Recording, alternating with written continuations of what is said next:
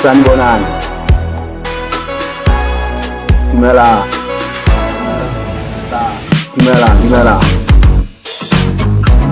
Greetings to you, ladies and gentlemen, in the mighty name of Lord Jesus Christ. This is the voice of Muruti Mukoro Manana, the author of the book Zero to Billionaires. It's a personal and business development self-help book.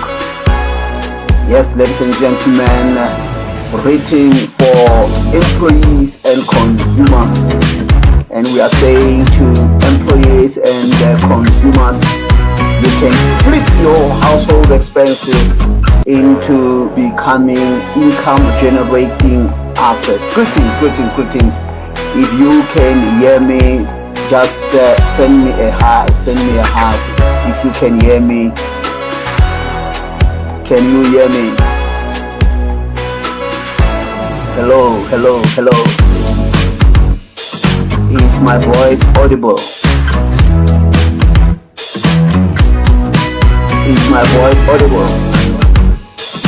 Yeah, I think so.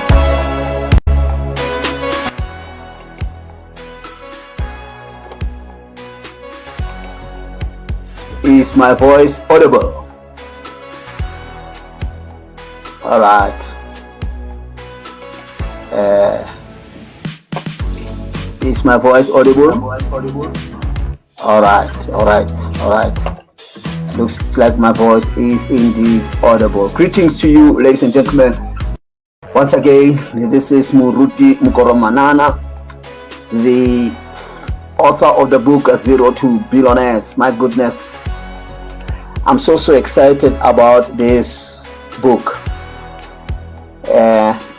This has been a project that I've been working on it from the 31st of December 2024, and it has shaped up so beautifully.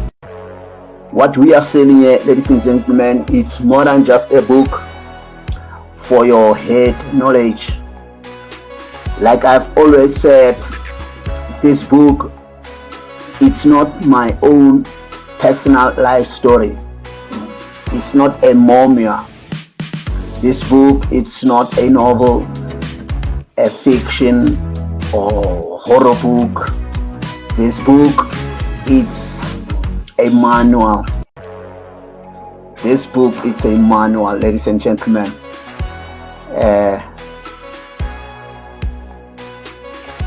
When you buy into this book, you are buying into a system. What you are buying, it's a system. And this system, it's a system that we have built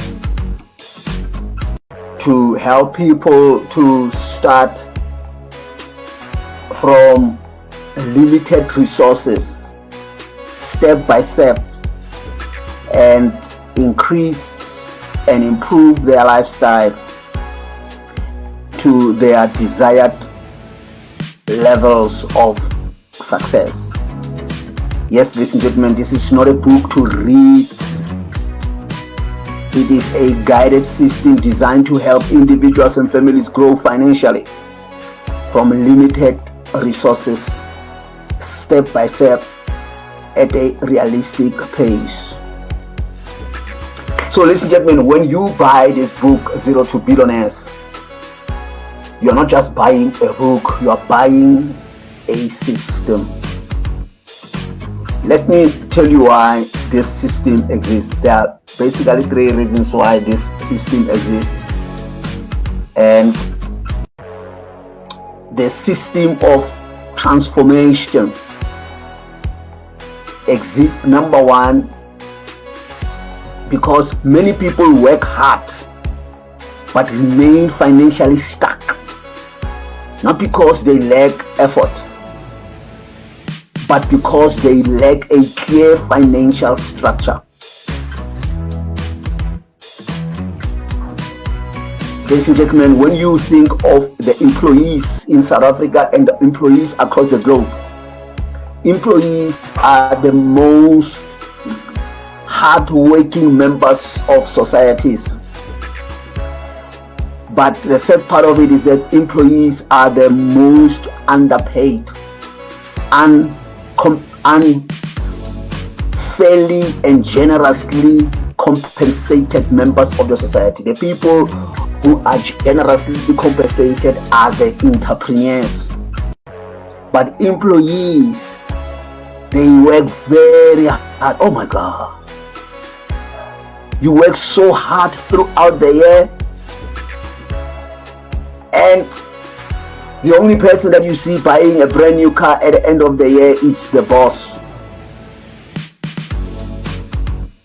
Of course, there are companies that pay their people very well, and you will see when the people come to work, they come in driving fairly beautiful and reasonable cars that they owe banks. Those companies are paying their people so well that the banks are willing to borrow them money to buy cars. And still, there are many, not just few, there are many companies that underpay employees so much that not even the banks are willing to borrow them money to buy cars. The reason why there are so many sheikhs all over the place, especially around the cities, is because many employees cannot afford a bond.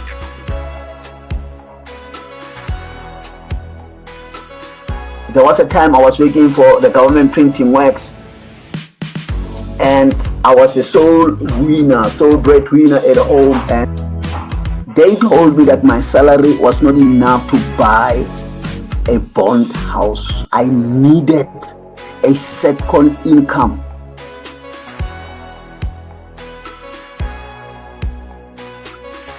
And by the time my wife got a job and started working, I had another challenge. We brought the second pay slip, but they told me that I am already over indebted. I must fix the other debts that I had, the personal loans and the stuff. And the problem is now you continually get yourself trapped into becoming a renting person. That's why rental property business is a big business. I mean, if a person can afford to pay rental fees of say 4,000 rands per month, that person should be qualifying to buy a bonded house. But there are many dynamics, ladies and gentlemen, and that's the reason why the rental property business will continually boom. Those that are entrepreneurs will always take advantage of the many hard-working employees who don't qualify for quality lifestyle. So many people work very hard. So the problem is not laziness. That's not where the problem is. The problem is with the way money systems work. You've got to know how to increase the money flow towards yourself. That's why I say the number one reason why we are teaching our members these systems is because many lack a clear financial structure. You see, ladies and gentlemen, when the rain falls, it falls for everybody else. When the river passes through a village, the same amount of water is available for all the members of the village. But the people who will take advantage of the rainfall, the people who will develop skill to catch as much as water falling from the rain will be the people who are going to benefit more from the water. The people who have learned how to redirect the water from the river that is flowing past the village. They are the people who will definitely benefit the most.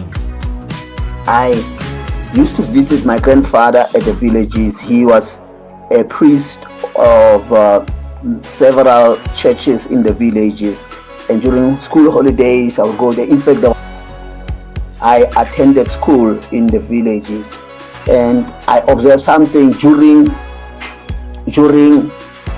or towards the rainy season. My grandfather will be fixing the mokoro, what we call the gutters. In Tswana, mokoro, it's also the gutters. Okay, those gutters are called mokoro. My grandfather will be fixing the gutters, making sure that the gutters are well positioned around the house, especially towards the back side of the house. All right. My grandfather will put some 200 liters around the corners of that house. Okay, and sometimes he will have also an additional channel that is directing water to some water pond where more water will be stored there. All right, and that is an expression in Setswana which we call ditlamelwana tsa pula, di bankanyetswa go sa le gale kapa di bankanywa go sa le gale. Do you understand what I'm saying? Now, those who are living around the rivers, what is it that they will do is they will find ways to draw water from the flowing water from the river that is passing via the village. And many, they will draw so much water that they will have a dam. They will have a dam that makes sure that, especially during rainy seasons, as much as possible, they should be able to get their share from. You see, you can't finish the water, you can't get all the water. As the river is passing, the water that is coming is so much, you can't grab all of it. You must grab as much as you have prepared the containers.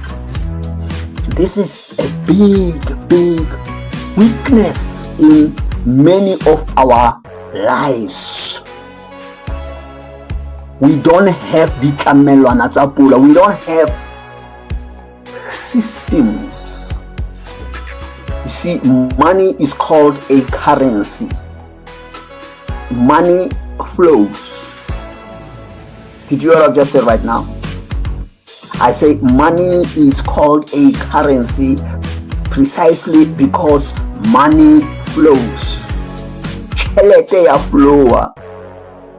Now, when the money flows, you've got to learn skills, and this is what the Bible calls wisdom.